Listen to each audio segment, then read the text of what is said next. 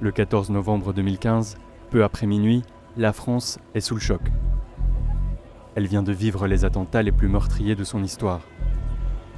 Mais alors que les secours s'activent, les autorités réalisent que les attaques ne sont peut-être pas terminées. On a fait un peu de calcul, si vous permettez l'expression. Le commandant du Stade de France, il y a 3 kamikazes qui se sont fait exploser. Le Bataclan, il y avait aussi 3 terroristes qui sont morts. Et puis enfin, on a un commando des terrasses avec des témoignages qui font état de 3 terroristes. On sait qu'il y en a un qui s'est fait exploser comptoir Voltaire, mais il y en a 2 dans la nature. Donc c'est là un autre épisode qui va s'ouvrir.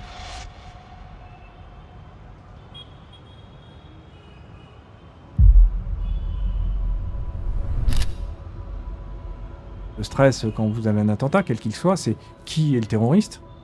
Est-ce qu'il était seul? Est-ce qu'il était plusieurs? Est-ce qu'il y a des complices à l'extérieur? C'est quand même le sujet numéro 1.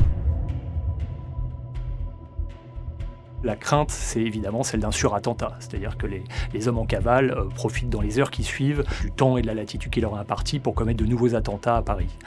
Et donc se met immédiatement en place une chasse à l'homme géante. À proximité du Bataclan, 2 éléments vont mettre les enquêteurs sur une première piste. D'abord, un téléphone, retrouvé dans une poubelle du boulevard Voltaire. Il a été utilisé par les terroristes pour échanger avec un numéro en Belgique. Ensuite, la voiture des terroristes, abandonnée devant la salle de concert. Elle est immatriculée en Belgique et le contrat de location est au nom d'un certain Salah Abdeslam. Tout ça va effectivement permettre d'identifier l'origine belge des commandos, permettre de mettre en lumière le rôle de Salah Abdeslam, et ça va nous amener très vite à développer des actions de coopération internationale pour essayer de comprendre ce qui s'est passé et de mettre la main sur Salah Abdeslam.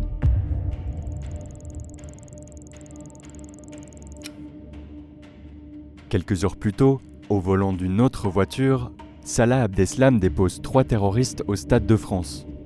Mais la suite de sa soirée est difficile à reconstituer. Vers 22h, on sait qu'il abandonne sa voiture dans le 18e arrondissement. Une demi-heure plus tard, il achète un téléphone.